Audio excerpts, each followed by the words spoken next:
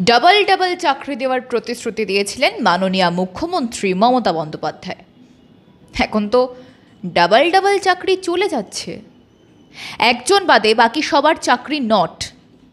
কি বলবেন মাননীয়া? 25,752 সংখ্যাটা আরেকবার শুনুন, 25,752। সুপ্রিম কোর্টের নির্দেশে চাকরি বাতিল হয়েছে তাদের। শীর্ষ আদালত তো স্পষ্ট বলছে এই নিয়োগ প্রক্রিয়ায় কোনো বিশ্বাসযোগ্যতা নেই। 26,000 চাকরি বাতিল নিয়ে সুপ্রিম কোর্টের রায়ের মূল বিষয়গুলো কি কি চলুন পড়া যাক সুপ্রিম রায়। নমস্কার, আমি তপজা, মাধ্যম পডকাস্টে আপনাদের স্বাগত।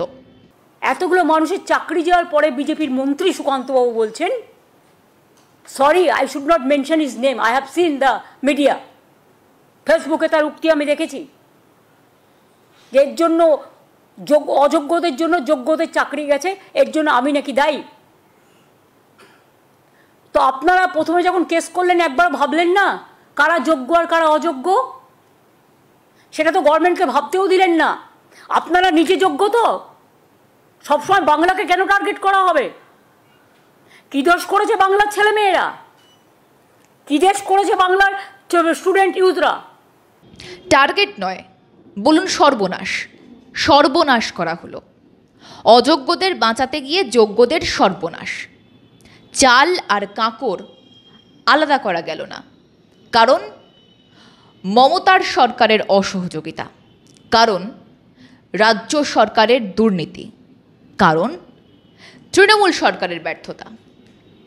একথা আমরা বা রাজ্যের সাধারণ মানুষ বলছেন না, বলছে সুপ্রিম কোর্ট, মানে দেশের শীর্ষ আদালতের ভার্ডিক্ট।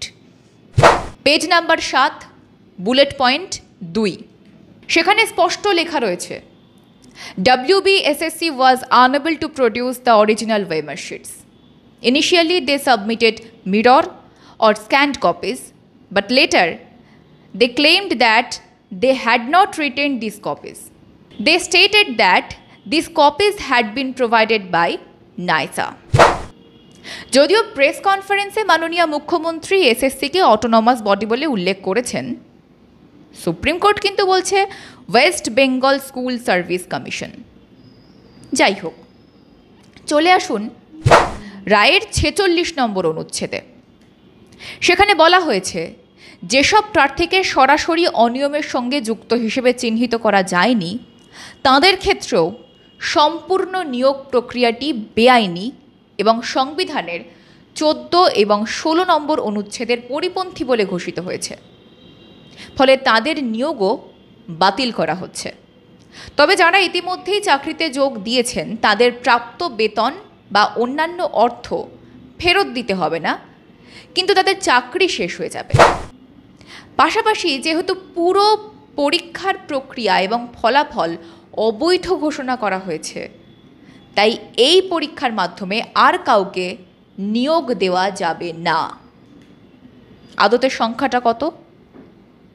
এসএসসির দেওয়া তথ্য অনুযায়ী সংখ্যাটা 5,485।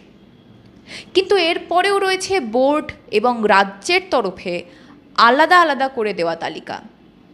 তাই মোট সংখ্যাটা ঠিক কততে গিয়ে দাঁড়াবে তা কিন্তু ঝাপসা। তার মানেটা কি দাঁড়ালো? যোগ্য এবং অযোগ্য এখনও অস্পষ্ট।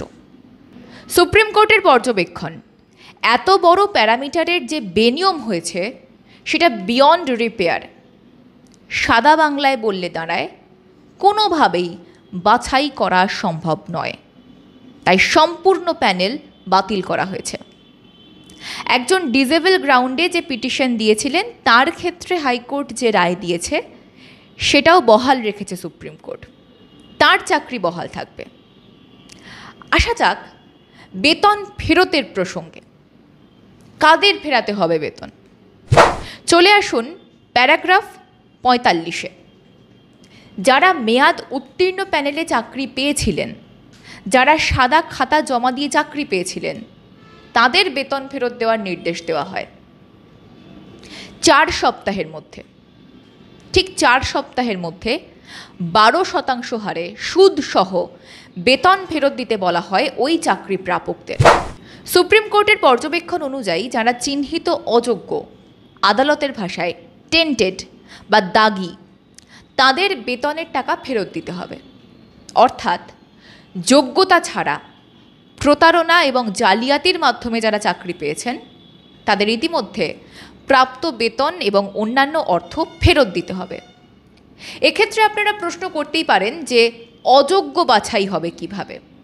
সহজ হিসেব, সাদা খাতা জমা দিয়ে যারা চাকরি পেয়ে গিয়েছিলেন, ছিলেন বহাল তবিয়তে, তারাই এক্ষেত্রে ঘোষিত অযোগ্য। সাদা খাতায় তো আর কাউকে 5 নম্বর দেওয়া সম্ভব নয়, তার মানে নিশ্চয়ই সেখানে কোনো দুর্নীতি ছিল। সহজ কথা।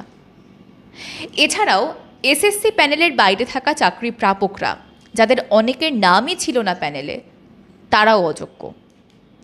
এছাড়া এসএসসির নিয়োগ প্যানেলের মেয়াদ উত্তীর্ণ হয়ে যাওয়া সত্ত্বেও কেউ কেউ তার মাধ্যমে চাকরি পেয়েছেন, তারাও কিন্তু আদালতের চোখে অযোগ্য হিসেবে চিহ্নিত। মূলত এই 3 ধরনের চাকরি প্রাপক চিহ্নিত হয়েছে অযোগ্য হিসেবে। প্রসঙ্গত, এই ধরনের প্রার্থীর সংখ্যা প্রায় 7,000। চলুন যাওয়া যাক প্যারাগ্রাফ নাম্বার 47-এ।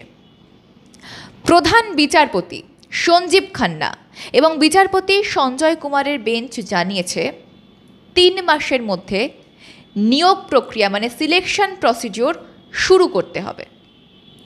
সুপ্রিম কোর্ট জানিয়েছে যারা অন্য সরকারি চাকরি ছেড়ে 2016 সালের এসএসসির মাধ্যমে স্কুলের চাকরিতে যোগদান করেছিলেন তারা চাইলে পুরনো কর্মস্থলে ফিরতে পারবেন ফ্রেশ সিলেকশন প্রসেসে। তাহলে কারা কারা বসতে পারবেন, এই প্রশ্নটা স্বাভাবিকভাবেই জাগে। দেখুন, 2016 সালে যারা যারা আবেদন করেছিলেন, শুধুমাত্র ওই চিহ্নিত অযোগ্যরা বাদে প্রত্যেকেই ফ্রেশ সিলেকশন প্রসেসে অংশ নিতে পারবেন। সুপ্রিম কোর্ট সাফ জানিয়েছে পুরো নিয়োগ প্রক্রিয়াটাই যেহেতু প্রভাবিত, তাই যোগ্য অযোগ্য পৃথকীকরণ শেষ পর্যন্ত করা সম্ভব হয়নি। তা ফ্রেশ সিলেকশন কতদিনের মধ্যে হবে? শীর্ষ আদালত জানিয়েছে রাজ্য সরকার চাইলে যে কোনো মুহূর্তে নিয়োগের জন্য নোটিফিকেশন বার করতে পারে, তাতে সুপ্রিম কোর্টের নির্দেশের কোনো প্রয়োজনীয়তা নেই।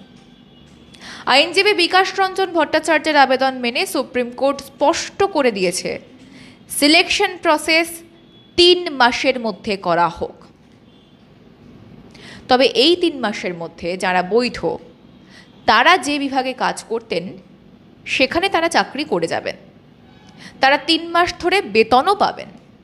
প্রধান বিচারপতি সঞ্জীব খান্না এবং বিচারপতি সঞ্জয় কুমারের বেঞ্চ জানিয়ে দিয়েছে এই নতুন নিয়োগ প্রক্রিয়া শুরু না হওয়া পর্যন্ত সকলে পুরনো কাঠামোতেই বেতন পাবেন। এরপরে নতুন নিয়োগ প্রক্রিয়ায় যারা বিবেচিত হবেন তারা আবার চাকরিতে ফিরে যাবেন। শুধু তাই নয়, যেসব সরকারি কর্মীরা অন্য সরকারি দফতর থেকে শিক্ষা দফতরে পরীক্ষা দিয়ে শিক্ষক হিসেবে যোগদান করেছিলেন, তারা কিন্তু ফের পুরনো জায়গায় যোগদান করতে পারবেন। আর এই কাজ করতে হবে আগামী 3 মাসের মধ্যে। প্রশ্ন হচ্ছে, ফ্রেশ সিলেকশনে বসার ঊর্ধ্বসীমা পেরিয়ে গেলে তখন কি হবে? কারণ চাকরি প্রাপকদের মধ্যে এই মুহূর্তে অনেকেই রয়েছেন যারা চাকরি পাওয়ার বয়সের সেই সীমা পার করে গিয়েছেন। তাদের ক্ষেত্রে এই প্রশ্নটা কিন্তু ভীষণই প্রাসঙ্গিক। যাদের পরীক্ষায় বসার ঊর্ধ্বসীমা এতদিনে পেরিয়ে গিয়েছে, তাদেরকে যাতে কিছুটা বয়সে ছাড় দেওয়া হয় তার জন্য আবেদন এদিন আইনজীবীর তরফে জানানো হয়েছে সুপ্রিম কোর্টে। তাদেরকে যাতে আবারও সুযোগ দেওয়া হয় তার আবেদন জানানো হয়। সেটি গৃহীত হয়েছে কিনা অর্ডার কপি সামনে এলে বিষয়টা স্পষ্ট করে জানা যাবে। সুপ্রিম রায়ে স্বচ্ছতা রয়েছে। আপনারাই বলুন না, যে রাজ্য সরকার এবং তার অধীনস্থ স্কুল সার্ভিস কমিশন, রাজ্য সরকারের ক্যাবিনেট সেই নিয়োগ দুর্নীতির যাবতীয় তথ্য প্রমাণ ধুয়ে মুছে সাফ করে দিতে পারে, সেই রাজ্যের ক্ষেত্রে সুপ্রিম কোর্ট আর অন্য কী রায় দিতে পারত যেটা ওয়াইজ রায় বলা হতো? আসলে দুর্নীতি করে হাত ধুয়ে ফেলাটা এই রাজ্যের সরকারের এক প্রকার রোজনামচা হয়ে গিয়েছে বলে মনে করছেন সাধারণ মানুষদের একাংশ। তাই বোধহয় ঘটা করে প্রেস কনফারেন্স করতে হয়, আর সেই প্রেস কনফারেন্সে দুর্নীতির পক্ষে সাফাই গাইতে হয়, জয় ঢাক পেটাতে হয় এই রাজ্যের মুখ্যমন্ত্রীকে। আরও বেশ কিছু পয়েন্ট বাকি রয়ে গেল, আলোচনা করব সেগুলো নিয়েও। তবে আজ এই পর্যন্তই। দেখা হবে আরও একটা এপিসোডে এই রায় আলোচনা নিয়েই। সঙ্গে থাকুন, দেখতে থাকুন মাধ্যম।